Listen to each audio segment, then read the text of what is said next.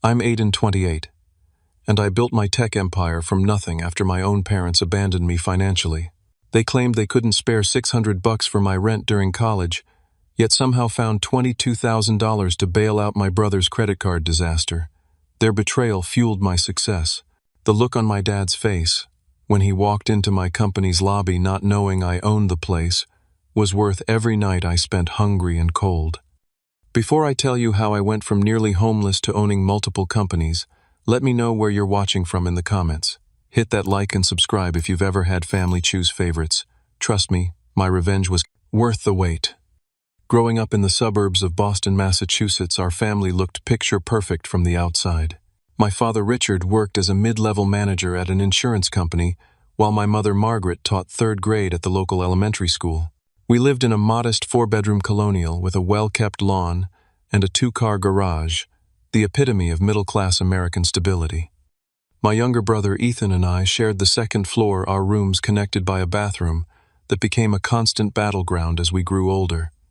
From an early age, the differences between us were stark and seemingly defined our value in our parents' eyes. Ethan was the golden child, athletic, charming, and effortlessly popular. He played 3 sports, excelled at baseball particularly, and had a natural ability to make people laugh. Our parents rarely missed his games, proudly wearing team colors and cheering from the bleachers regardless of the weather. My mother would spend hours preparing special protein-packed meals before his big games, and my father dedicated weekends to practicing pitches with him in the backyard. I, on the other hand, was quiet and studious. Computers fascinated me from the moment my elementary school got its first shared PC lab. While Ethan collected trophies that eventually required their own shelf in the living room, I collected knowledge and skills that were less visible, less celebrated. I taught myself coding at 13, built my first rudimentary program at 14, and by 16 I was fixing computers for neighbors to earn extra cash. The pattern of favoritism was subtle at first, but grew more obvious over time. Christmas mornings told the story clearest. Ethan would unwrap the latest gaming console, expensive sports equipment, or trendy clothes. My gifts were practical socks, educational books, or computer parts I had specifically requested with detailed model numbers, which they often got wrong. When I opened a refurbished laptop one year while Ethan got a brand new dirt bike, my mother justified it with, "You're practical, Aiden. We knew you'd appreciate something useful more than something flashy." Family gatherings amplified the disparity. Relatives would ask Ethan about his latest game-winning play while I sat quietly. When I tried sharing news about winning a regional programming competition, my Aunt Barbara would smile politely before turning to ask Ethan about college scouts. My father would beam with pride introducing Ethan to his colleagues, while I was often an afterthought, "And this is our older son, Aiden. He's good with computers." Despite the obvious favoritism, I channeled my energy into academics. I maintained a perfect 4.0 GPA throughout high school, scored 1,500 on my SATs, and won the state computer science competition 2 years running.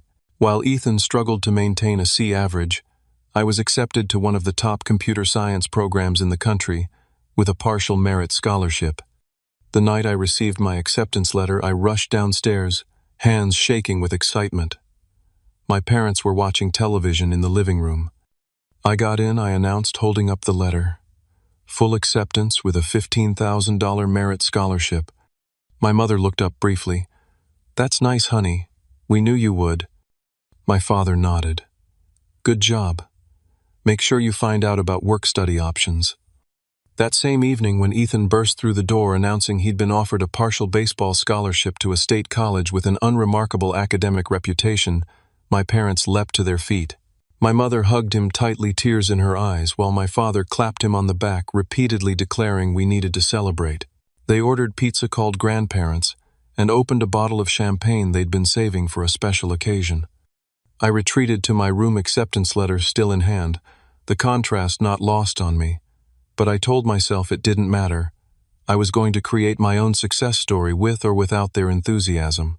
Little did I know how literally that promise would be tested. My first semester at university felt like breathing fresh air after years of being suffocated.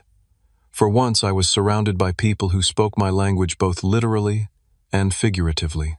My roommate Jackson was a brilliant mathematics major who appreciated late-night discussions about algorithm efficiency. My professors recognized my abilities and challenged me accordingly. For the first time, I felt truly seen. I'd started college with cautious optimism about my financial situation. My scholarship covered about 60% of my tuition, and I'd saved nearly $8,000 from my high school computer repair business. My parents had vaguely promised to help out where they could, though they never committed to specific amounts or expenses. "We're not made of money," Aiden, my father, reminded me during move-in day as we passed families unloading expensive furniture and brand-new laptops. "You'll need to be frugal. This was your choice." I had accepted their limitations and budgeted carefully. My apartment was a 20-minute walk from campus, far enough to be affordable, but close enough to be practical. I shared it with 2 other students to keep costs down. I simply worked weekends at the campus IT help desk and avoided the costly social outings that consumed many of my classmates' bank accounts. Everything changed during my 3rd semester.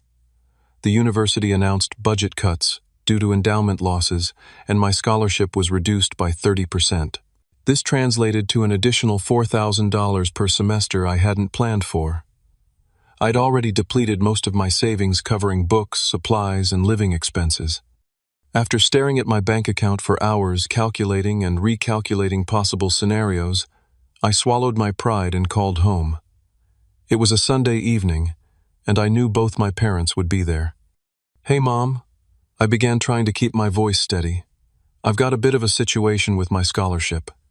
I explained the cuts and my financial predicament. "I've looked at every option," I continued. "I've applied for additional scholarships and taken on more hours at work, but I'm still coming up short. I need about $600 a month for rent until I can find a better solution. Could you and Dad help, just temporarily?"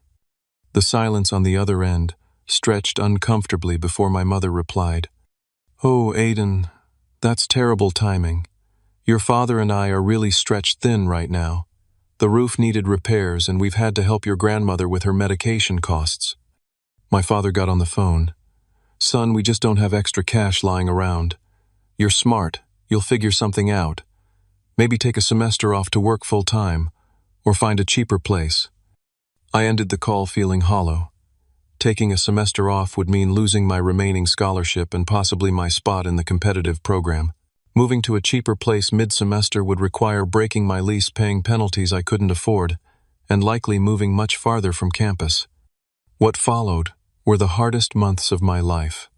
I took on a second job stocking shelves at a grocery store from 10 at night until 2 in the morning, then a third delivering newspapers before dawn. I slept in fragmented 3-hour chunks between work classes and assignments. I survived on ramen noodles, the cheapest caloric option available, supplemented with free coffee from the computer lab. I walked everywhere to save bus fare, even in the bitter January snow, because every dollar mattered. My apartment was perpetually cold because I kept the thermostat at 55 degrees to minimize utilities. I studied wrapped in every blanket I owned, wearing gloves with the fingertips cut off so I could still type.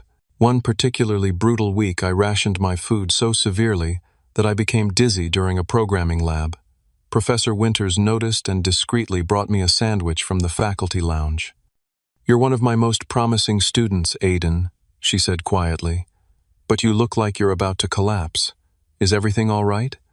I gave her a sanitized version of my situation, too proud to reveal the depth of my struggles. She listened carefully before suggesting I apply for the department's emergency grant program. That grant, $500, allowed me to eat properly for the remainder of the semester. Despite everything, I maintained my GPA and even developed a simple mobile app that earned me a few $100s in monthly revenue. It wasn't much, but it created a small buffer in my bank account for the first time in months. That Thanksgiving, exhausted but proud of my resilience, I drove my ancient Honda Civic back to Boston for the holiday weekend. The car barely made the journey, the heater failing 2 hours into the drive, forcing me to stop every hour to warm my hands at gas station microwaves. I arrived home to find a gleaming new Ford Mustang in our driveway. My brother emerged from the house as I was retrieving my duffel bag from my trunk. "Like it," Ethan grinned, gesturing to the car. "Early graduation present from Mom and Dad. They got a great deal from Dad's friend at the dealership. I stared at the vehicle, its metallic paint reflecting the afternoon sun, trying to process how my parents could afford a $30,000 car while claiming they couldn't spare $600 a month to keep me housed. Something inside me cracked, but I forced a smile and congratulated my brother. It wasn't his fault our parents had such different standards for their sons. That weekend, I noticed other signs of financial comfort that contradicted my parents' claims of being stretched thin. New furniture in the living room, my mother's new tablet, golf clubs propped in the corner of the garage. Each observation was another small cut to my already wounded trust. By my senior year, I had achieved a fragile stability. My app was generating enough revenue to cover basic necessities, and I'd secured a prestigious internship that paid well and promised excellent references for future job searches. I was exhausted, but managing and the finish line was finally in sight. I had largely accepted my parents' inability or unwillingness to help me financially, filing it away as a painful reality, but not one I could change. Christmas break arrived with a heavy snowstorm that nearly prevented my drive home. The thought wasn't entirely unwelcome. Part of me would have preferred staying in my apartment coding in peaceful solitude, rather than navigating the emotional minefield of family gatherings. But some stubborn part of me still craved that normal family Christmas experience, still hoped for genuine connection with the people who had raised me. The house was decked in holiday decorations when I arrived, a fire crackling in the fireplace, and the scent of my mother's sugar cookies filling the air. Ethan had arrived the day before, having dropped out of college. After 3 unsuccessful years despite his scholarship, he was finding himself, which seemed to involve sleeping until noon, and playing video games for hours on end. My parents appeared to accept this phase with patient indulgence. My first night home, I woke around midnight, thirsty after the long drive. As I approached the kitchen, I heard my parents' voices in heated discussion. I paused in the hallway, not intending to eavesdrop, until I heard my name. "We can't tell Aiden about this," my mother was saying. "You know how he gets about money, always keeping track of every penny. He'd never understand." "I don't like hiding things from him," my father replied. "But you're right. He's always been so independent, so responsible. Ethan needs this help more than Aiden ever has." $22,000, Richard. It's a fortune. If we hadn't taken that equity line on the house. I froze, my body suddenly cold despite the house's warmth. The credit card companies were threatening legal action, Margaret. What choice did we have? Ethan made mistakes, but he deserves a fresh start. The financial counselor said clearing his debt was the only way forward. I know. I just hope we did the right thing.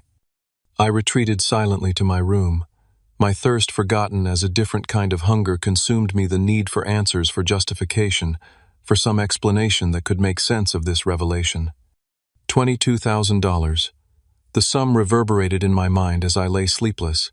$22,000 would have covered my rent for 3 years. It would have prevented countless nights of hunger, cold, and exhaustion. It would have allowed me to focus on my studies instead of working until my body gave out. And my parents had it all along, or at least they had access to it through their home equity. The next morning I sat at the breakfast table observing my family through new eyes. My mother bustled around making pancakes, Ethan's favorite. My father read the newspaper, occasionally commenting on headlines. Ethan scrolled through his phone, yawning dramatically. It was a scene of domestic normalcy that now felt like an elaborate facade.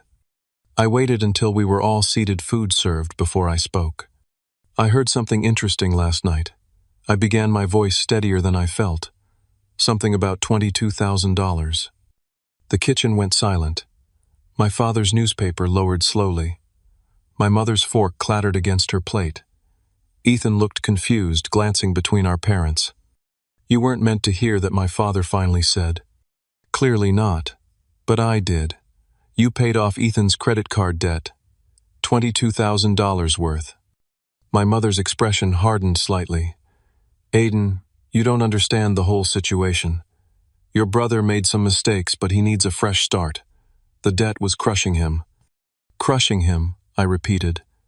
While I was literally counting pennies for ramen, while I was working 3 jobs and still barely making rent, while I was walking miles in snow because I couldn't afford bus fare. "That's different," my father interjected. "You've always been responsible. You've always figured things out." "So, I'm punished for being responsible." Ethan racks up massive debt on frivolous purchases, and he gets a clean slate. My mother reached across the table. "Honey, you're the smart one. You've always been self-sufficient. We knew you'd be fine." "Fine." My voice cracked. I almost dropped out because I couldn't afford to live. "I've been hungry, cold, exhausted for years while you've been bailing Ethan out. And you had the audacity to tell me you were stretched thin when I asked for $600 a month. $600. Ethan shifted uncomfortably. "Dude, I didn't know you were struggling that bad." "Of course you didn't. No one in this family has ever bothered to ask." I pushed back from the table. "I'm not hungry anymore." The remainder of Christmas break was tense and stilted. My parents attempted weak justifications that only deepened my sense of betrayal. "We thought you'd refuse help anyway. You seem to be managing. Your brother isn't as capable as you are." Each excuse was another twist of the knife. The breaking point came 3 days before I was due to return to campus. We were watching television in strained silence when Ethan casually mentioned his plans for spring break. "Mom and Dad are helping me book that Europe trip we talked about," he said, scrolling through his phone. "Paris, Rome, Barcelona. Gonna be epic." I looked at my parents, who had the decency to appear uncomfortable but didn't contradict him. Something final snapped inside me. I stood without a word and went upstairs to pack my things. As I threw clothes into my duffel bag, I made a decision that would alter the course of my life. I would finish my degree relying on no one but myself, and then I would disappear from their lives as completely as they had disappeared from mine when I needed them most. I left before dawn the next morning, leaving only a brief note. "Going back early. Need to prepare for final semester." The drive back to campus was 18 hours of crystallizing resolve, each mile putting distance between me and the family that had failed me so completely. Back on campus with a newfound clarity, I channeled my hurt and anger into strategic planning. My final semester would be crucial, not just academically, but as the foundation for my complete independence. I needed a job that would support me immediately after graduation, one that wouldn't tie me to a specific location or make me easily findable. I focused my job search exclusively on remote positions with tech startups. These companies valued skills over credentials and offered flexibility that traditional corporations couldn't match. I updated my portfolio with projects I'd completed during sleepless nights, polished my resume, and practiced interview questions between classes. After 17 applications and 12 interviews, I received an offer from a promising San Francisco startup developing data analytics tools. The salary was modest by tech standards, but more than enough for my needs, and critically, it was fully remote. I accepted immediately, negotiating a start date 2 weeks after graduation. I told no one about my plans, not my roommates, not my professors, not the few friends I'd made during my time at university. I knew that maintaining connections meant potential leaks of information back to my family. Complete severance required complete secrecy. My graduation ceremony arrived on a bright May morning. The auditorium was filled with proud families cheering as their children crossed the stage. My row was particularly enthusiastic parents, standing and whistling as each name was called. When Aidan Sullivan echoed through the speakers, the audience applauded politely, the generic recognition given to students whose families weren't present. I hadn't invited my parents, hadn't even told them the date. As I accepted my diploma, I scanned the crowd briefly, half expecting to see them despite my silence. They weren't there, confirming what I already knew: the severance was mutual. After the ceremony, I returned to my apartment for the last time. I had already sorted my possessions into 3 categories: necessities to keep, items to sell, and things to donate. My life fit into 4 boxes and 2 suitcases, a minimalist existence born of necessity and now embraced by choice. I made my final rental payment, cleaned the apartment meticulously to ensure the return of my security deposit, and loaded everything into my car. Before leaving town, I completed my digital disappearance, changing my phone number, creating a new email address that bore no resemblance to my previous one, and deactivating all social media accounts. I opened a new bank account at a national chain, transferring my modest savings and closing my university area account. My destination was Pittsburgh, Pennsylvania, a city reinventing itself as a tech hub with a cost of living low enough to stretch my entry-level salary. I had researched neighborhoods, carefully selecting a small but secure apartment in a converted factory building. The exposed brick and industrial windows appealed to my practical aesthetic, and the building's secure entry system provided peace of mind. Those first months of self-imposed isolation were among the most challenging and most productive of my life.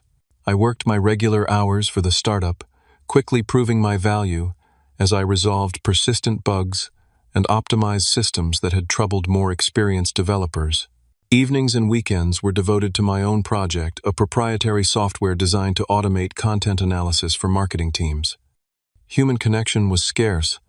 I spoke with colleagues through Slack and occasional video calls but maintained professional distance.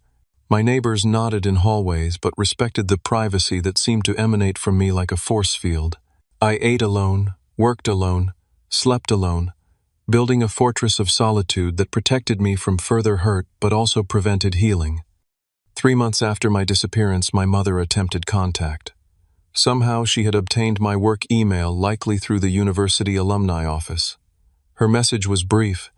"Aiden, we haven't heard from you since you left. Please let us know you're okay. Love, Mom." I stared at it for 20 minutes before archiving it without reply. The word love felt like a foreign language I no longer understood. As my first year of self-imposed exile progressed, my financial situation improved steadily. I lived frugally out of habit, investing most of my income back into development tools for my side project. My bank account grew first to 5 figures, then approaching 6, a cushion of security I had never known before. Gradually, I allowed a few selective connections. A colleague named Marcus invited me to a weekend hackathon, and something about his straightforward manner broke through my defenses. We became tentative friends, occasionally meeting for coffee to discuss coding challenges or industry trends. Through him, I met Teresa, a brilliant UI designer whose perspective complemented my technical focus. These small openings in my emotional armor coincided with my first recognition that isolation had taken a psychological toll. I began waking at 3 in the morning, heart racing with undefined anxiety. Memories of family holidays would ambush me in grocery stores or laundromats, leaving me momentarily paralyzed. After one particularly bad week of insomnia, I found a therapist who specialized in family estrangement. Dr. Catherine Chen never pressured me to reconcile with my family or to forgive before I was ready. Instead, she helped me untangle the complex web of love, betrayal, anger, and grief that defined my relationship with my parents and brother. Healing doesn't require reconnection, she told me during one pivotal session, but it does require reconnecting with parts of yourself that were damaged by their actions. By my second year of independence, my side project had evolved into a viable product. I filed patents, incorporated a small business, and began approaching potential clients. My first sale to a mid-sized marketing firm in Chicago validated both my technical vision and business model. The second and third sales followed quickly, creating enough revenue for me to consider leaving my steady job. I submitted my resignation with mixed emotions. The startup had been my lifeline when I needed it most, but my creation demanded my full attention. My supervisor tried to keep me with promises of promotion and equity, but my decision was made.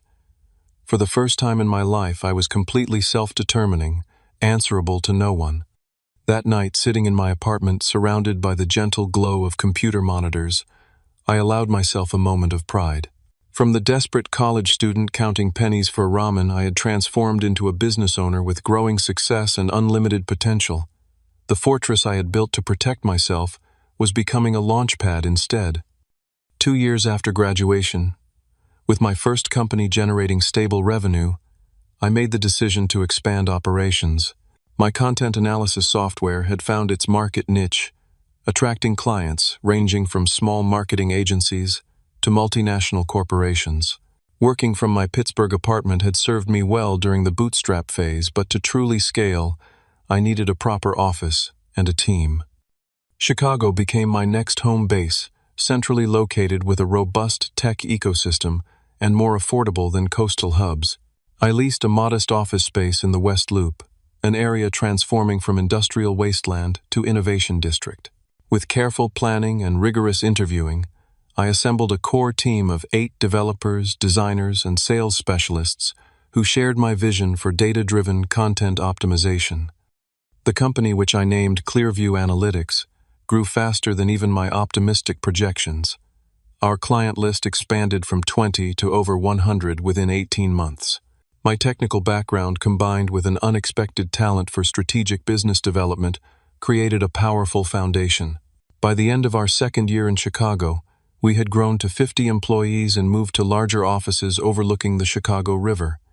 Our breakthrough came when NetStream, a major digital media conglomerate, approached us about acquisition. Their offer was generous, 8 figures plus stock options, but included terms that would have required me to relinquish control. Instead of accepting outright, I negotiated a partial acquisition that allowed NetStream to license our technology while I retained majority ownership and operational control. This hybrid arrangement provided capital infusion without sacrificing autonomy. With newfound resources, I launched my second venture, a cloud security platform called Fortress Protocol. Cybersecurity had always fascinated me, and my analysis of market trends suggested growing demand for solutions that protected customer data without sacrificing performance. I hired specialists from leading security firms offering equity stakes that aligned their interests with the company's success. Fortress Protocol secured its first major client, a healthcare system with stringent privacy requirements, 6 months after launch. Others followed as our reputation for both security and system efficiency spread through industry channels. We formed strategic partnerships with larger tech companies, becoming their preferred security solution for sensitive implementations. My personal profile remained intentionally low during this period of expansion. I declined speaking engagements, avoided industry networking events when possible, and delegated media interactions to our communications director. When Technology Innovator magazine requested an interview for their Founders to Watch feature, I agreed only if they would use my first name only and no photographs. The resulting article described me as the enigmatic Aiden, whose brilliance is matched only by his reclusiveness. This partial anonymity served both personal and professional purposes. It protected me from potential family contact while creating an aura of mystery that ironically increased interest in my companies. Potential investors and partners were intrigued by the founder who let his work speak for itself rather than seeking the spotlight. My personal wealth grew exponentially as both companies thrived. I purchased a penthouse condominium in Chicago's Gold Coast neighborhood, a glass and steel sanctuary with panoramic lake views. The space was minimalist but luxurious, featuring smart home technology I had customized myself and an office setup that rivaled most corporate headquarters. Despite financial success, I lived relatively modestly compared to other tech entrepreneurs at my level. I drove a high-end electric vehicle, but not an ostentatious sports car. I dined at excellent restaurants, but avoided the scene-making establishments favored by those seeking to be noticed. My few indulgences were technological: the latest development tools, custom-built computers, and prototype devices from emerging tech companies. 5 years after my graduation and disappearance, I had transformed from struggling student to multimillionaire. I had ownership stakes in dozens of companies across the country, having expanded my investment portfolio to include promising startups in fields ranging from biotechnology to sustainable energy. My holding company, Sullivan Innovations, had become a respected name in venture capital circles, known for thorough due diligence and founder-friendly terms. Throughout this period of extraordinary growth, I maintained my digital fortress. My public information was limited to what was legally required for business operations. I used different email addresses for different purposes, changed phone numbers regularly, and employed a private mail service to handle correspondence. I had no active social media presence under my real name and used secure messaging platforms for all sensitive communications. This carefully constructed barrier between my present success and past hurt remained intact until a business opportunity arose that would test its foundations. A mid-sized IT services company based in my hometown of Boston was struggling financially despite solid technical offerings. Their client list included several municipal governments and educational institutions, stable contracts that could provide recurring revenue with proper management. Most investment groups would have restructured the company, aggressively cutting staff and services to improve short-term profitability. I saw a different path, one that honored the company's 30-year legacy, while modernizing its operations and expanding its capabilities. I made an offer through Sullivan Innovations, deliberately maintaining the existing company name, Bradford Technology Services, and retaining most staff. The acquisition closed quietly with minimal publicity, beyond required financial disclosures. I installed a trusted lieutenant as on-site manager, while monitoring operations remotely. For 8 months, this arrangement worked perfectly, with Bradford's performance improving steadily under new leadership. Then came the quarterly review that would require my personal presence. As I booked my flight to Boston, I felt an unfamiliar tightness in my chest, anxiety about returning to the city where my family still lived, still unaware of the success I had built from their rejection. The Bradford Technology Services building stood on the outskirts of Boston's financial district, a modest 12-story structure with a recently renovated lobby. I arrived early for my scheduled meetings, wanting to observe operations without the formality of an announced visit. Dressed in a tailored navy suit that reflected my position but wouldn't draw undue attention, I entered through the main doors rather than the executive entrance. The reception area was bright and professional, with the company's blue and silver logo prominently displayed behind a curved desk. 2 receptionists managed a steady flow of visitors and calls. I stood back, observing the efficiency of their workflow and the general atmosphere. Employees nodded respectfully to each other as they passed through the security turnstiles, suggesting a collegial culture I was pleased to see had survived the acquisition. As I waited for an appropriate moment to approach the reception desk, the main doors opened again. A gray-haired man in his early 60s entered, his posture slightly stooped but still recognizable. My father. Time seemed to slow as my brain processed this impossible coincidence. He had aged considerably in the 5 years since I'd last seen him. Deep lines framed his mouth and eyes, and his formerly dark hair was now almost completely silver. He wore a suit that had once fit him well, but now hung slightly loose on his frame. I stepped behind a decorative pillar, heart pounding, as I watched him approach the reception desk. A primitive instinct urged me to flee, to preserve the carefully constructed separation between my past and present. But a stronger impulse kept me rooted in place, the need to understand why he was here in this building on this particular morning. "Good morning," he said to the younger receptionist. "I'm hoping you might be able to help me with something." "Of course, sir. How can I assist you today?" Her voice was professionally pleasant. "I'm looking for information about someone who might work here. My son, Aiden Sullivan. I've been trying to locate him for some time." The receptionist's expression remained neutral. "Let me check our directory, sir." "Sullivan, you said?" "Yes, Aiden Sullivan. He would be around 28 now. Computer science background." She typed briefly on her keyboard. "I'm not seeing anyone by that name in our current employee database. Let me check with Human Resources to be certain. May I ask your name, sir?" "Richard Sullivan. I'm his father." She picked up her phone and dialed an internal extension. "Hi, Melissa. I have a gentleman at reception looking for an employee named Aiden Sullivan. Yes, I checked the main directory. His father, Richard Sullivan. Yes, I'll hold." As the receptionist waited on hold, I made my decision. 5 years of silence had created a barrier that felt impenetrable, but seeing my father, older, smaller, somehow awakened something unexpected. Not forgiveness, not yet, but curiosity. Why now? Why here? I stepped forward, emerging from behind the pillar. "That won't be necessary," I said to the receptionist, who looked up in surprise. "I can handle this."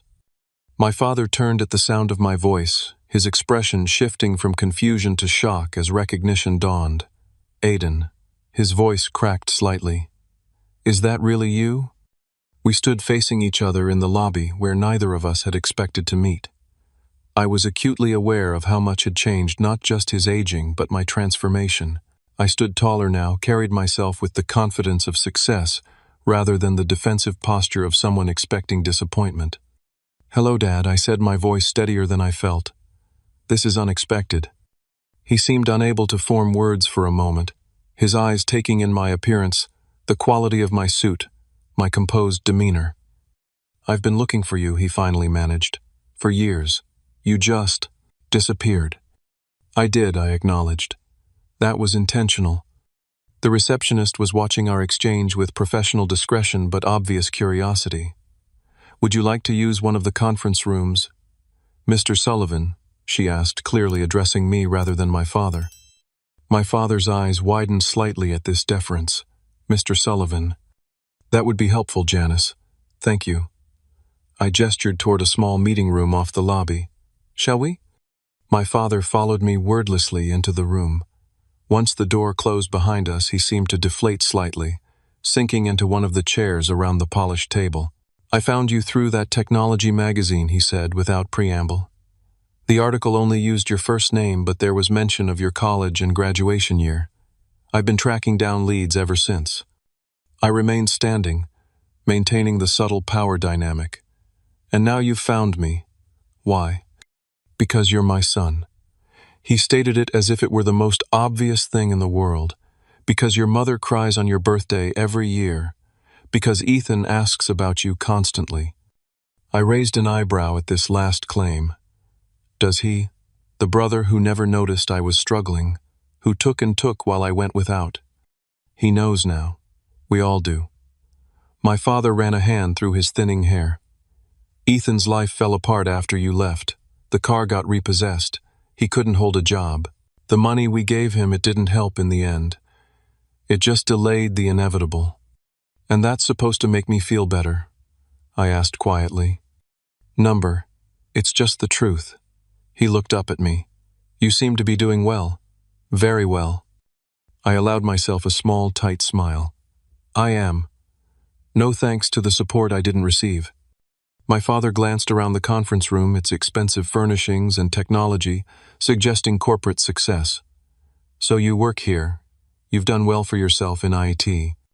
The moment had arrived, the revelation I had never planned but now seemed inevitable. "I don't work here, Dad.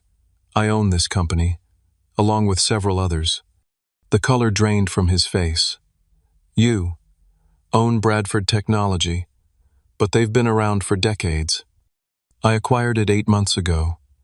It's one of the smaller companies in my portfolio."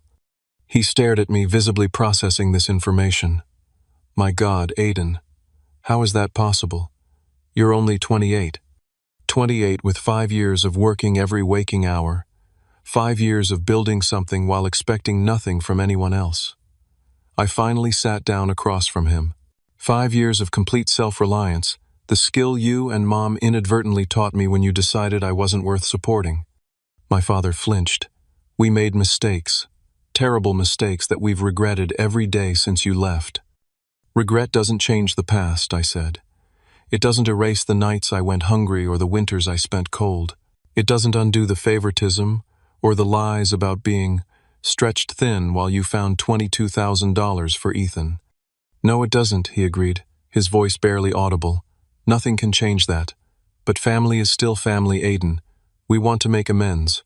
We want you back in our lives." I studied him for a long moment, noting the tremble in his hands, the genuine pain in his eyes. Part of me, the wounded college student who had been abandoned when he needed help, most wanted to dismiss him coldly, to have security escort him from the building. It would be a fitting symmetry to the rejection I had experienced. But the man I had become recognized that such an action would only continue the cycle of hurt. It wouldn't heal anything, not for him and certainly not for me. "I need to get to my meetings," I said finally. "I'm here to review quarterly operations." Hope flickered briefly in his eyes. "Could we talk later, maybe dinner? Your mother would?" "Not today," I interrupted. "I'm not ready for that. I need time to process this." He nodded, accepting this boundary. "Can I give you my number? A way to reach me, when if you're ready?" I hesitated, then took out my phone and created a new contact. He recited his number, which I noted had changed since I'd last known it. As we stood to leave, he made a motion as if to embrace me. then stopped himself, respecting the invisible barrier between us. "You look good, son," he said simply. "Successful, strong." "I am both of those things," I replied. I made sure of it. I called the head of security from the conference room phone and asked him to escort my father out. As they left, I watched through the glass wall as my father walked away, his shoulders slightly more squared than when he had arrived, as if some burden had been fractionally lightened. I remained in the conference room alone, my carefully planned quarterly review forgotten, as I absorbed the seismic shift that had just occurred in my meticulously constructed life. In the weeks following the unexpected encounter with my father, I found myself in an unsettled state I hadn't experienced since my early days of independence. The satisfaction I had initially felt seeing my father's shock at my success, revealing my ownership of the company he had approached as a supplicant, faded quickly, leaving a hollow space I couldn't quite identify. My executive assistant noticed my distraction during meetings. My Chicago team commented on my unusual silence during video conferences. Even Marcus, who had become my closest friend, remarked on my altered demeanor when we met for our regular chess match at my penthouse. "You've been somewhere else for weeks," he observed, capturing my bishop with a precise move I should have anticipated. "Whatever it is, it's affecting your game, and knowing you probably your sleep too." I shared the bare outlines of the encounter, expecting the validation of my righteous distance that most friends offer in such situations. Instead, Marcus surprised me with his response. 5 years is a long time to carry anger, Aiden. Not saying it isn't justified at Island, but at some point you have to ask yourself who that anger is serving now. His words echoed in my mind during the 3 a.m. wakefulness that had indeed returned to my nights. Who was my continued estrangement serving the empire I had built initially, fueled by the need to prove my worth, had become self-sustaining? My success was undeniable, visible in concrete forms from corporate balance sheets to my penthouse view. The point had been made whether my family acknowledged it or not. During my next session with Dr. Franklin, who had replaced Dr. Chen when I moved to Chicago, I explored these conflicted feelings. "It sounds like you expected the confrontation to be more satisfying than it was," she observed. "Why do you think that is?" "Because nothing changed," I replied after consideration. "He's still the father who chose my brother over me. I'm still the son who had to fend for himself. All my success doesn't alter that fundamental betrayal." "True," she agreed. "But perhaps what needs to change isn't the past, but how you carry it forward." 2 days later, a letter arrived at my private mail service, handwritten on heavy stationery, my name and the address of my holding company carefully printed on the envelope. My father had found a way to reach me again. I almost discarded it unopened, but found myself breaking the seal, instead extracting 3 densely written pages. "Dear Aiden ****. I've started this letter a dozen times since seeing you at Bradford Technologies. Each attempt felt inadequate to address the magnitude of our failures as your parents and the depth of hurt we caused. Let me begin with the clearest truth. We were wrong. Fundamentally, inexcusably wrong in how we treated you compared to your brother. There is no justification that makes it acceptable, no explanation that undoes the harm. We told ourselves stories that seemed to make sense at the time, that you were self-sufficient, that you didn't need our help the way Ethan did, that your intelligence would ensure your success regardless of obstacles. These were comfortable fictions that allowed us to direct our resources toward your brother without confronting our own favoritism. When you asked for help with rent, we had the means to assist you. We chose not to. When we paid off Ethan's debt, we had the opportunity to reflect on our disparate treatment of our sons. We chose not to. These were active choices that reflected deeply flawed priorities, not the financial limitations we claimed. Seeing you at Bradford successful beyond anything we could have imagined, I felt immense pride alongside crushing shame. Pride in what you've accomplished through your own brilliance and determination. Shame in knowing we contributed nothing to that success, except perhaps the adversity that fueled your drive. Your mother and I have spent 5 years reflecting on our failures. Ethan, too, has come to recognize the inequity of his privileged position in our family. His subsequent struggles, which I mentioned during our meeting, are not shared to engender sympathy, but to illustrate that our approach failed both our sons in different ways. Asterisk. We don't expect forgiveness. We haven't earned it. But we hope for the possibility of building something new, not a restoration of what was, which was fundamentally flawed, but perhaps a more honest relationship based on who we all are now. Asterisk. If you're willing, we would welcome any form of contact you might consider. A call, an email, another meeting on your terms and timeline. Asterisk. With deepest regret and enduring love, asterisk, Dad. I read the letter 3 times, searching for the defensive justifications or subtle manipulations I expected. Finding none, I was left with the uncomfortable recognition of its apparent sincerity. My curiosity about my family's current circumstances led me to do something I had avoided for 5 years. I researched them. Through public records and social media, I pieced together the outline of their lives since my departure. My parents still lived in the same house, though property records showed they had refinanced twice, suggesting financial strain. My father had retired earlier than planned from his insurance company position. My mother continued teaching but had reduced to part-time hours. Ethan's digital footprint showed a series of short-term jobs, a brief marriage that ended in divorce, and a recent return to community college. Their apparent financial struggles triggered a complex emotion I hadn't anticipated: concern. Despite everything, some primal connection remained, some vestigial sense of family that 5 years of determined independence hadn't completely severed. After 2 weeks of deliberation, I sent a brief email to the address my father had included in his letter, suggesting coffee at a neutral location, a cafe near the Boston Public Garden. I specified a time 3 weeks in the future, giving myself the option to reconsider.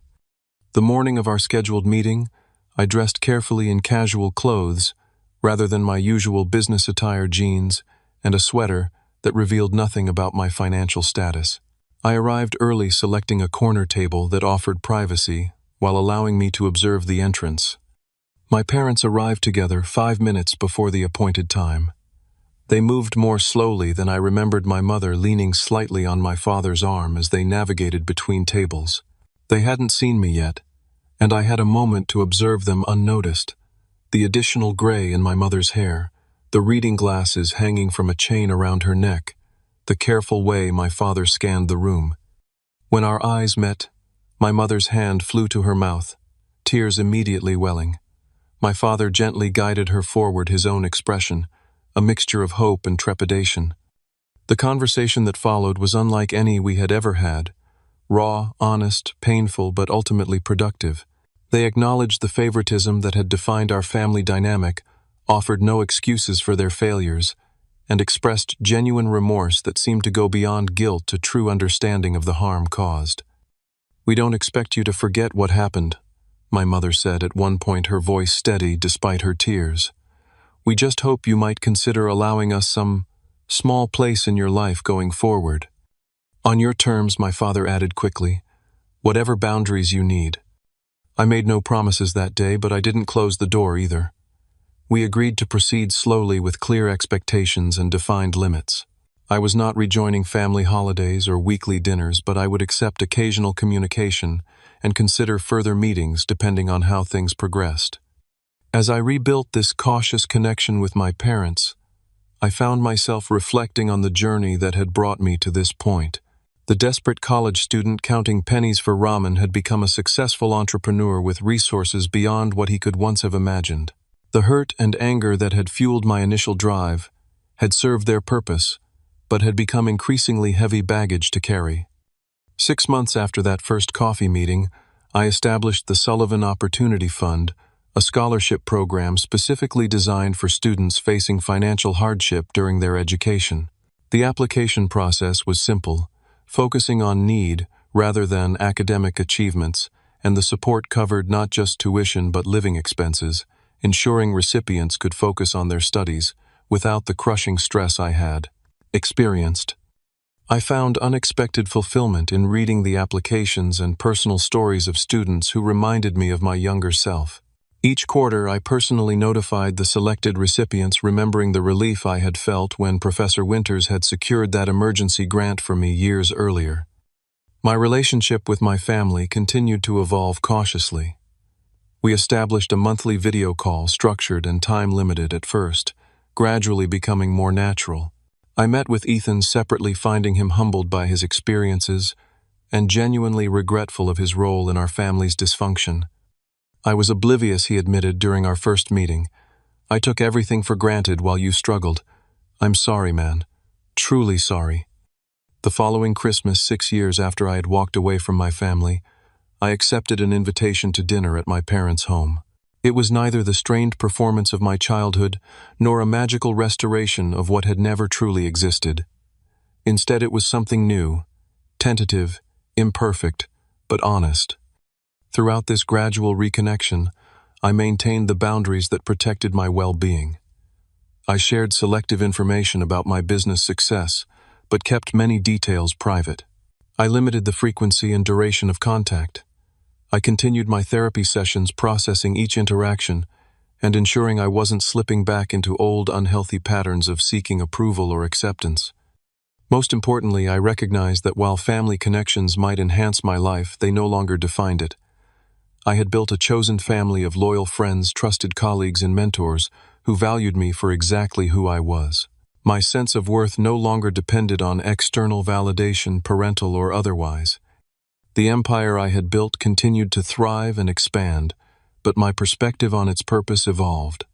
What had begun as a vehicle for proving my value became a platform for creating positive impact.